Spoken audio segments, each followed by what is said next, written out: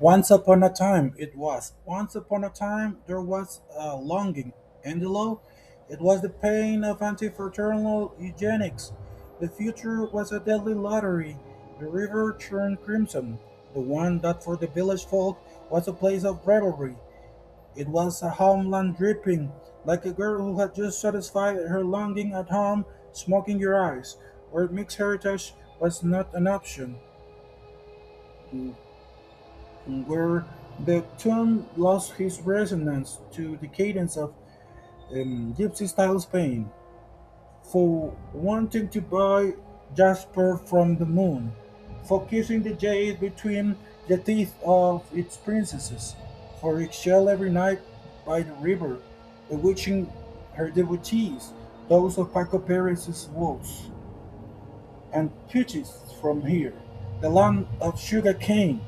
Visit it with a guidebook and your bag of longings, loaded with remedies so as not to scream. The insignias vomited out my girls and my land. The dark-skinned, slanted-eyed woman lost her finery and tablecloths. The large estate was supposed to be equitable, along with the small estate. Whoever complains dies. Once upon a time there was a land where freedom of the press bit back at the shame of not being able to shout and gather ethical information. That wasn't sponsored by a baby doll, my hetera, or little OCP channels to forge. The press was the scapegoat for the thugs, who saw their way out by scaring the people, maintaining this little parody that became the norm. I say maintain because now the people have the power of speech, the kind journalists possess.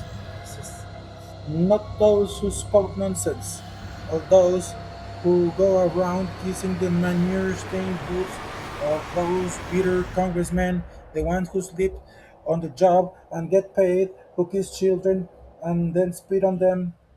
Here they kill the man with the standing hair for being an Indian, a living reflection of the ancient past. Attained Balaam, who let himself be beaten to the point of stoicism. There are like schools. There are those who say nothing is happening. There is Myrna Mac, my respects. There is Manchu. The historical hardship without historicity, without historians in the style of Diaz del Castillo, but with polished princes like Gomez Carrillo and ethereal brushstroke in love and still captivating Carrera, Rodas, Mendes de la Vega, drunken poets who told tales and yearned for roses and were sprayed or died from rubber. This is an everyday theater where nothing is wholesome, and statistics have forgotten these principles.